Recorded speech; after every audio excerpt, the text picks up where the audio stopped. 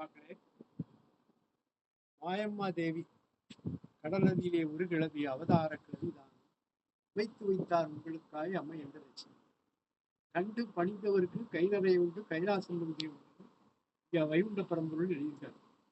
அப்படிப்பட்ட தேவி அம்பாளுடைய சுரூபம் கன்னியாகுமரி பகவதி அம்மனுடைய சுரூபமாக இருந்து இங்கே வாழ்ந்து வந்தார்.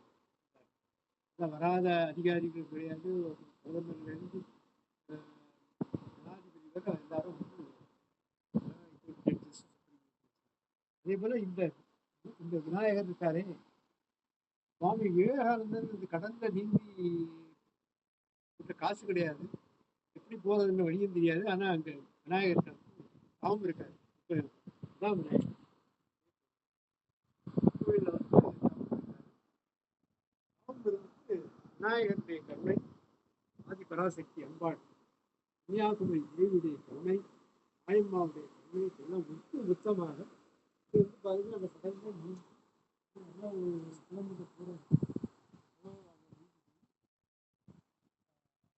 அம்பாளுடைய தரிசனத்தை பெற்றாங்க. அப்படிப்பட்ட புண்ணிய இடம் விநாயகருக்கு அரசராமரால உருவப்பட்ட விநாயகர் ஏதாவது முக்கியம் வாய்ந்த இடம். இந்த நேரத்தில் நாங்கள் பகவானுடைய ஜெயந்தி விழா அழைப்புகளை கொண்டு வந்து கன்னியாகுமரி தேவி திருவடியில் வச்சு எங்கள் விநாயகரை நினைத்து பூஜை செய்து அதுக்கடுத்தாப்புல மாயம்மாவும் காட்சி கொடுத்தாங்க. இது பெரிய ஒரு ஓட்டை போட்டிருக்காங்கன்னு தெரியாது, அழைச்சிட்டு போயிட்டாங்க. அதான் குரு வரும் திருவரும் சேர்ந்து கிடைக்கும். அதான் ஒரு ஓட்டை போட்டிருக்காங்க. அம்மாவுடைய அழகா தெரியும். இருந்தாலும் ஒரு விஷ்ணு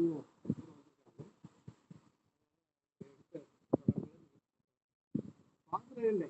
எல்லாருக்கும் அந்த அருள் குளிக்கி ததும்பி பூர்ணமாக கிடைக்கணுங்கிறது நம்முடைய ஆசை. இடத்துக்கு போறோம்னா அதனுடைய அருள் பிரவாகம் குளிக்கி ததும்பி எல்லா பக்தர்களும், நாலு தேசத்தில் உள்ள மக்கள் எல்லோருக்கும், தமிழ்நாட்டில் உள்ள மக்கள், உலகத்தில் உள்ள மக்களுக்கு எல்லோருக்கும் கிடைக்கும். இந்த போட்டி பொறாமையினால போர் எதுவும் வராமல் இருக்கணும். மூன்றாவது உலகத்திலிருந்து நாட்டே இருக்கக்கூடாது. இந்த வரைக்கும் இல்லை, எல்லாமே இந்த அறிவாக சொல்ல வராமல் பாதுகாப்பு பகவான் யோகிராம் சொல்லிட்டு மாயம்மா தேவி, அதி பராசக்தி கன்னியாகுமரி தேவி பகவதி என்று நம்ம உணர்ந்தால் எல்லோரும் பல்லாண்டு பகவதி சொன்னாங்க.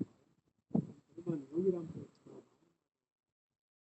விநாயகர் எல்லோருடைய திருவரும் கூடவே அருளாசி. ஜெய் யோகிராம் महाराज की जय. वो வெற்றி வெற்றி, ஜெயம் ஜெயம், ஜெயம் ஜெயம், வெற்றி வெற்றி.